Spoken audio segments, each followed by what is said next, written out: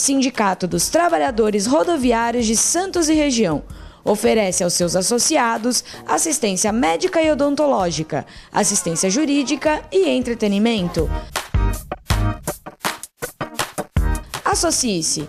Avenida Conselheiro Nébias, 262, Vila Matias, Santos. Telefone 3228-9200.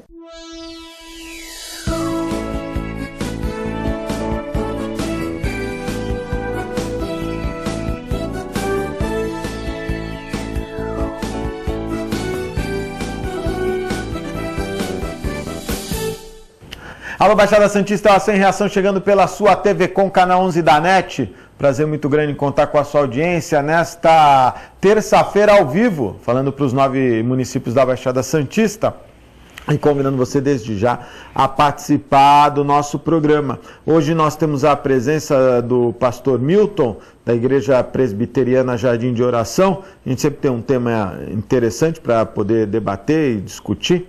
E eu gostaria de... Ontem, eu até vou aproveitar esse gancho, ontem eu estava assistindo, pastor, o Tião Viana, um governador que gerou uma polêmica, né, com a Prefeitura de São Paulo, com o Estado de São Paulo, em razão dos haitianos, né, que estão vindo para cá. Eu achei interessante fazer 2 minutos, um breve resumo. Ele explicou, né, que os haitianos têm vindo para São Paulo, como têm ido para outros estados, não é? Já desde janeiro de 2011. Não é? Esse fenômeno da vinda de haitianos, num dia chegam até 300 haitianos. Né? E ele estava explicando que essa vinda de haitianos numa quantidade maior, num período que foi a reclamação do secretário da Prefeitura de São Paulo, que inclusive é do PT e o Tião Viana também é do PT, e ele explicou, eu não sabia, mas o norte ficou quase 65 dias ilhado. Né? Eles ficaram lá, Boa Vista ficou quase 65 dias ilhados em razão das cheias dos rios. Então você não tinha movimentação. Ele estava contando lá, mais de 7.500 caminhões chegam com mantimentos e nesse período apenas algo em torno só de 200 conseguiram chegar. E os ônibus com os haitianos não podiam sair, em razão... Então houve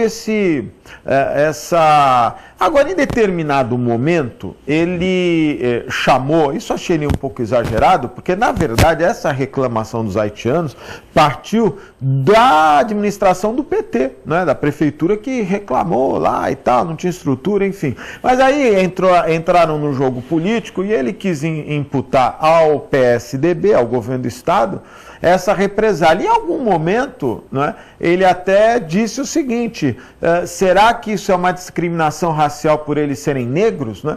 E hoje, dia 13 de maio, é uma data simbólica. A comunidade negra entende que o dia onde se homenageia a luta pelos direitos do livre-arbítrio seria na data de Zumbi dos Palmares, que inclusive há uma série de homenagens, né?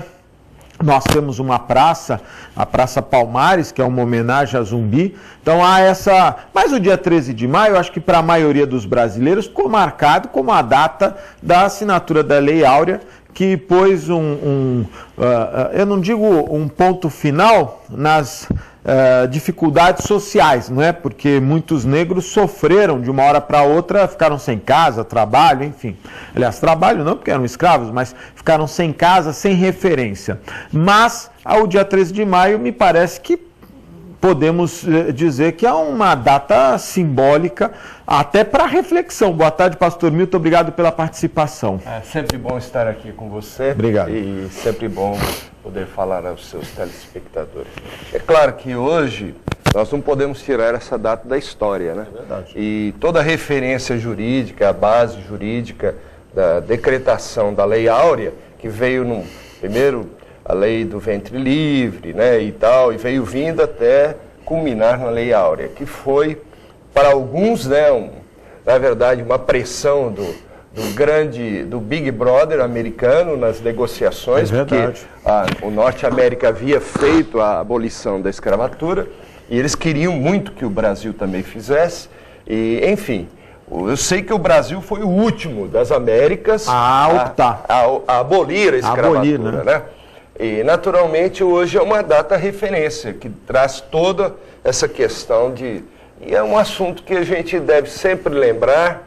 Eu fico preocupado quando essa discussão caminhou para um assunto de cotas e tal. É um assunto plenamente discutível, que dá para a gente discutir bastante, mas eu quero agradecer a Deus, né, como pastor, por essa iniciativa, por acontecer isso na história do nosso país.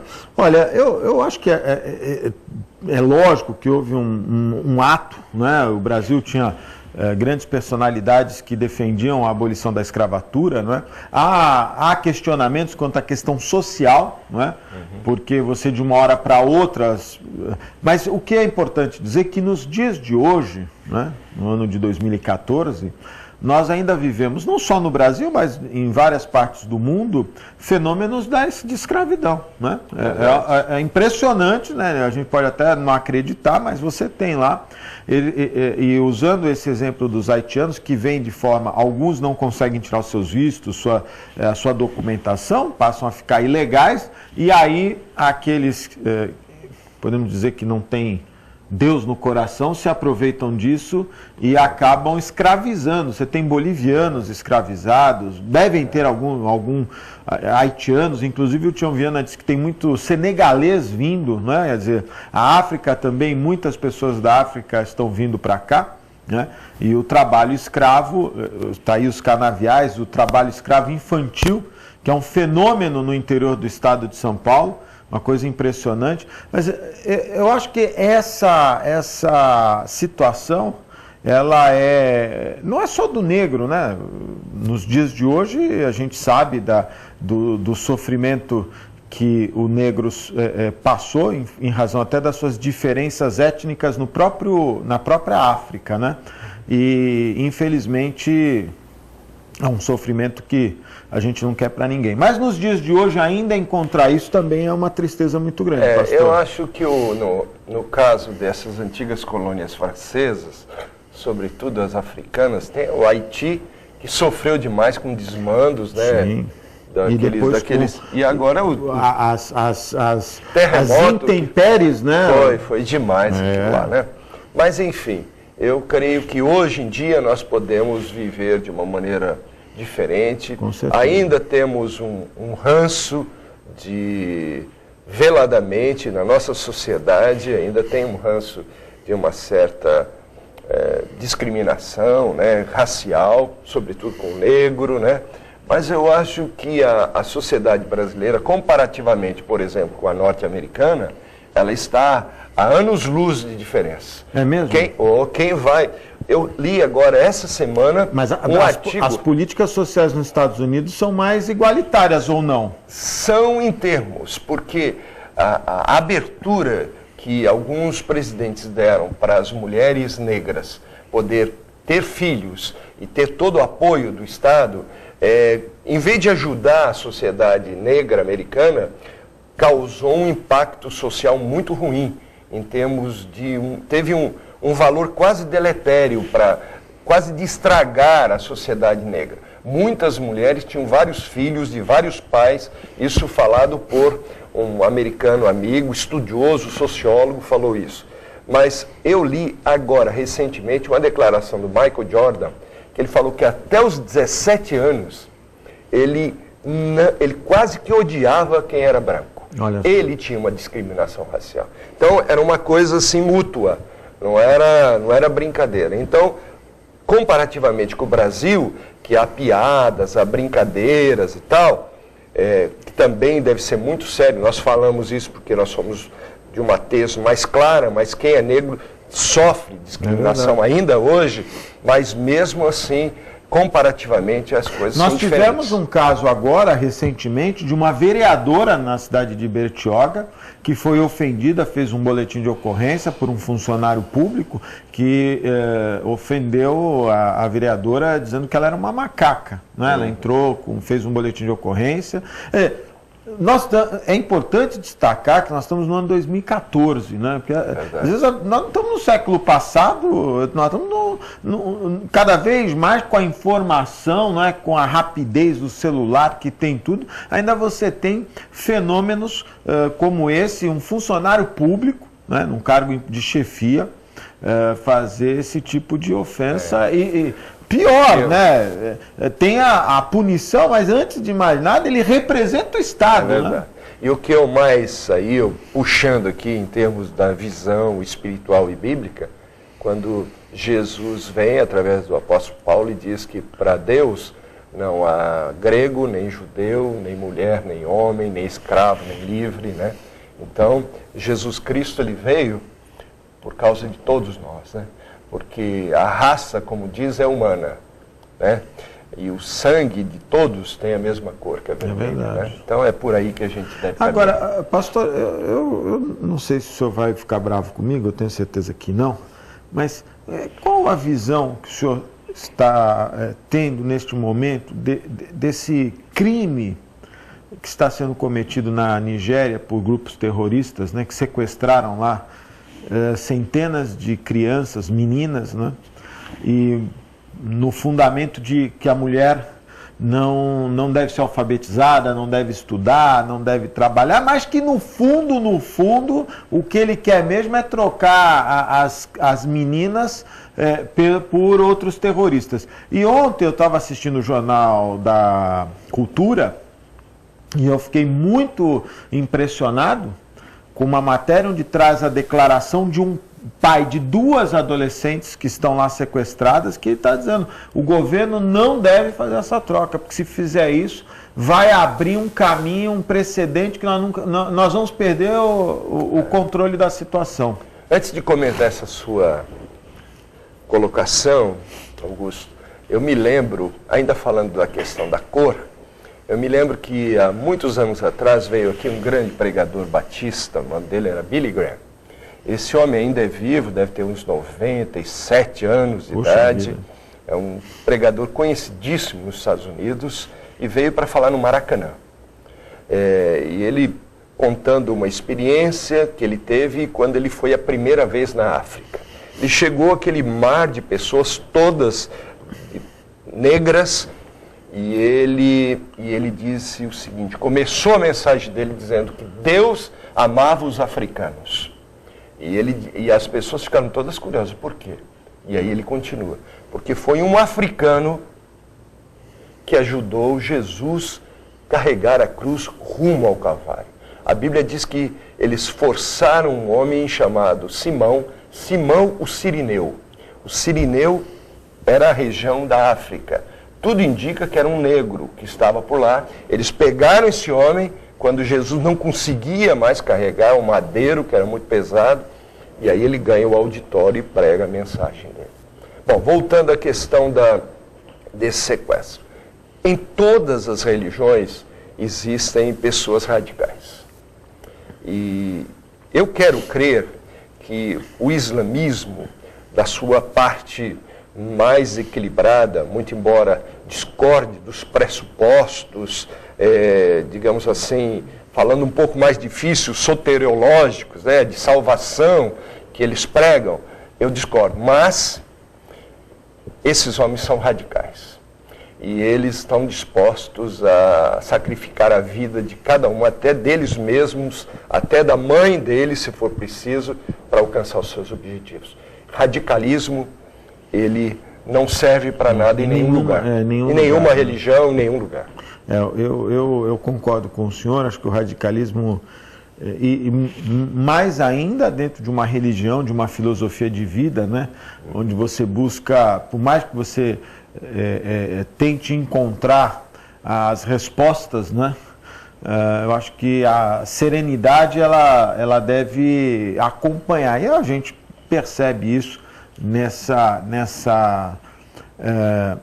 nesse momento delicado, que eu fico pensando, né, quantas mães, são centenas de mães, de pais, né, que sofrem em ver o vídeo, inclusive, e aí entra a tecnologia, né? Olha que faca de dois gumes, né? Entra a tecnologia, que hoje o camarada grava um vídeo, coloca nas redes sociais, na internet, todos têm acesso, você vê lá, eu imagino o pai e a mãe que viu a sua filha ali, né?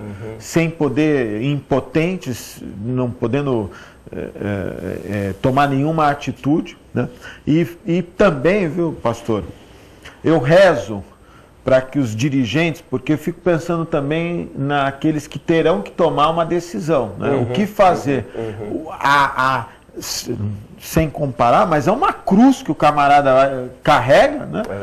Na decisão que ele tem que tomar. A sabedoria, haja sabedoria para poder intuir esse dirigente, né? Essa saída, né? Essa saída. Eles estão, naturalmente, os serviços secretos estão tentando, mas eles já dividiram os grupos em vários lugares, não está todo mundo junto, esperando ser resgatado. Né? Ali pode haver, na verdade, pode haver até uma carnificina, né? A gente torce para que isso não aconteça.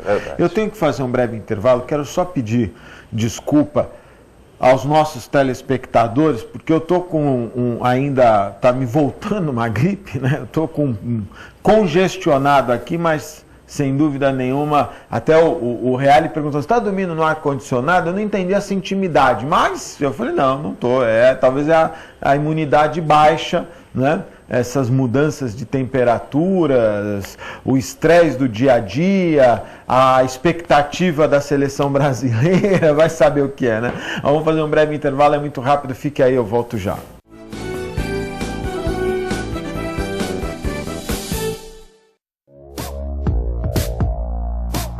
Sindicato dos Trabalhadores Municipais de Praia Grande, há mais de 20 anos levando aos seus associados planos de saúde e convênios, assistência odontológica e jurídica, curso de capacitação e outros benefícios, dando aos servidores melhores condições de trabalho e qualidade de vida.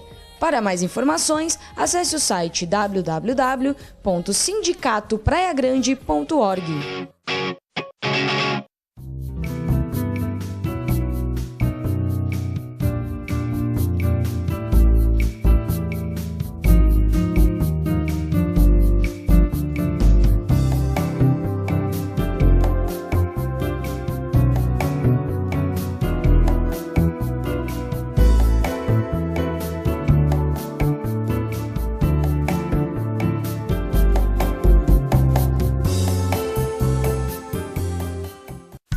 Com o objetivo de atender cada vez melhor, o Plano de Saúde Santa Casa oferece a você e a sua família uma ampla rede de atendimento em Santos, São Vicente, Praia Grande, Cubatão e Guarujá. Além de contar com a melhor equipe médica e multiprofissional do litoral paulista. Plano de Saúde Santa Casa de Santos. O melhor atendimento em plano de saúde. 3226-6200.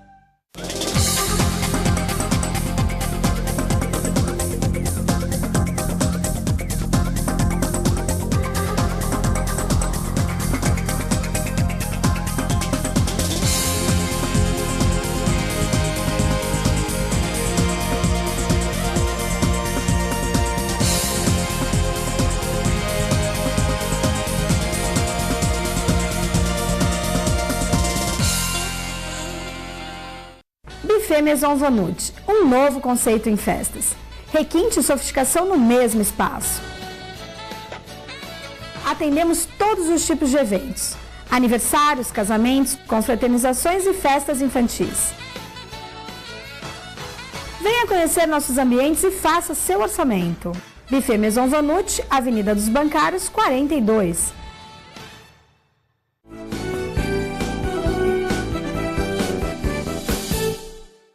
Estamos de volta ao vivo, mandar um abraço especial meus amigos da Ozan, 32288000, grande Fábio Garibe, obrigado aí pelo apoio. Também quero mandar um abraço para a Ozan, viu, Gisele, porque a Ozan renovou seu apoio ao nosso programa. estou muito feliz, né, desse reconhecimento de tantos anos, não é?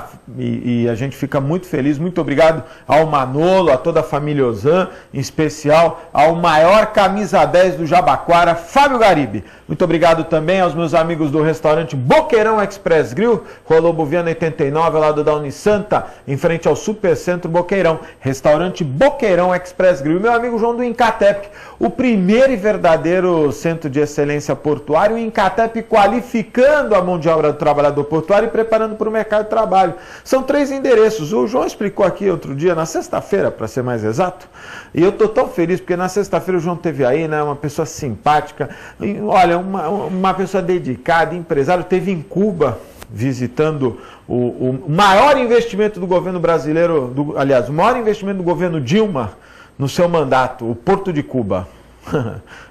Enquanto nós aqui sofremos com a dragagem.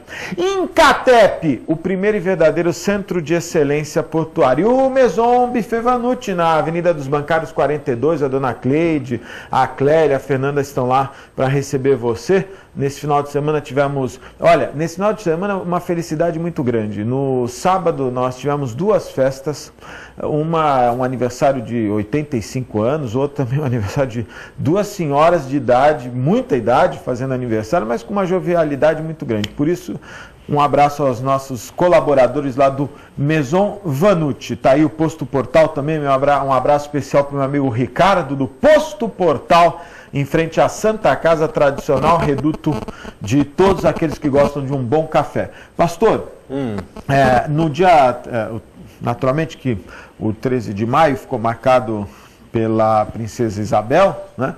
Todo esse momento histórico e, como o senhor colocou muito bem, jurídico, né? Na verdade foi um ato jurídico, né? Travando essa... Agora, havia, não é, uma pressão, como o senhor colocou, não só moral, mas também econômica, né? Tinha todo um sentimento de alguns países na Europa. A Inglaterra também fez muita pressão para que houvesse a abolição da escravatura. O senhor acha que tocou o coração dos abolicionistas mais a questão financeira ou a questão moral? A questão moral tinha muitos idealistas aqui dentro, né? A gente lê isso nos livros de história e tal, gente de coração bom que conseguia, mesmo vivendo naquela época, enxergar a igualdade, a necessidade do próximo, né?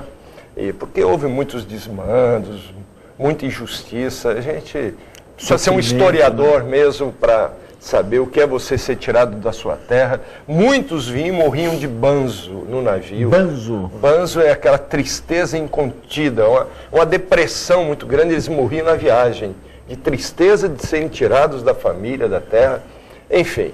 Mas você me perguntou há pouco agora sobre a outra questão, não é? Sim, a questão moral, da econômica e moral. A econômica, quando você falou da econômica. É claro que os grandes latifundiários da época, eles sentiram muito aquela mão de obra escrava, é como se tivesse uma criação de boi, de galinha e de gente de escravos. Eles vendiam os escravos. E aquela mão de obra gratuita trabalhando, trazendo riqueza para esses grandes latifundiários. E a pressão inglesa e americana, a americana teve um tom mais idealista, mas a inglesa, sobretudo, ela tinha uma conotação também um pouco mercantil. Lembre-se que a Revolução Industrial estava iniciando na Inglaterra. O vapor, as máquinas e tal, e eles não tinham, primeiro que eles não tinham uma extensão territorial como era o Brasil e a América do Norte. Eles não precisavam tanto, e eles queriam vender os produtos manufaturados dele. Então, houve aí um misto de interesses que os bons sociólogos e historiadores vão dar o resumo, mas a gente não pode desconsiderar esses pontos, né? Agora temos muito a conquistar, né? Como sociedade formada, né? Nós temos muito a conquistar, os direitos, né? A própria guerra da secessão dos Estados Unidos, o Sul com o Norte, você vê essa diferença. O Sul, pastoril, agropecuário, e o Norte lá já com desenvolvimento. Então, o Norte foi vencedor, mas eles não tinham necessidade de ter plantações de algodão, com mão de obra gratuita e tal. Tanto é que os negros podiam lutar pelo norte, né? Exatamente. No sul, não. Então havia ali a defesa, ali sim uma defesa econômica, mais do que alguns até, eu acho que alguns até lutaram pelo sul, mas de maneira obrigada, né?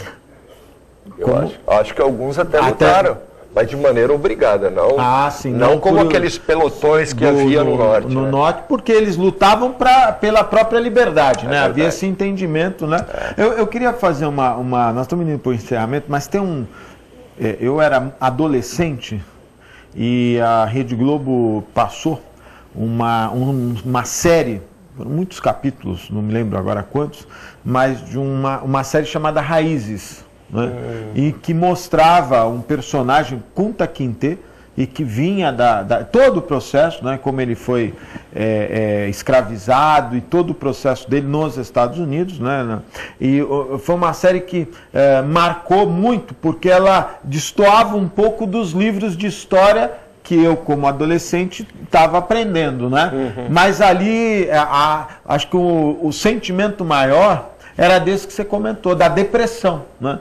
Hoje, todos nós, depressão, estresse, pânico, é uma coisa normal. Você vai no médico, a primeira coisa que fala, você está com depressão. Você sabe que essa música, esse estilo de música espiritual, sim, até um pouco do blues, sim, tem a ver com essa tristeza dos negros. Né? Nasceu ali no coração daquele povo, gritando por saudade ou por dor, ou querendo logo ir para sua pátria. Muitas músicas negras, até de cunho protestante e tal, falam sobre isso. Muito bom. Pastor Milton, muito obrigado pela participação. Fiquei muito feliz de recebê-lo aqui. Tá tudo bem na igreja? Tudo bem. Convido você a estar conosco lá na Rua Alagoas 67. Muito bom. Os cultos são aos domingos? 9 horas da manhã, 18h30. É um lugar onde a gente abre a Bíblia no ponto de vista e na cosmovisão reformada. Não é teologia da prosperidade, não é nada disso. Nós queremos ensinar a Bíblia para você e para a sua família. Muito obrigado pela sua participação. A você, telespectador, nós estamos indo embora, mas voltamos amanhã, às 1h30 da tarde, ao vivo, direto aqui dos estúdios da TV Com. Um forte abraço, uma ótima tarde e até amanhã, se Deus quiser e Ele há de querer. Tchau.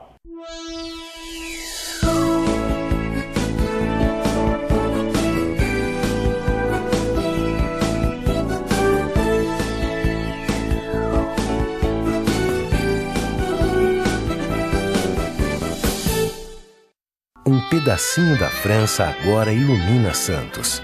Deixe que ele ilumine sua vida. Ville de France, do Grupo Mendes. Mais um sucesso pronto para morar. Espaço, conforto e requinte para você viver todo o charme europeu. Com o melhor clima tropical e uma vista livre para o mar. Ville de France, o estilo das vilas europeias em plena cidade de Santos. Venha conhecer.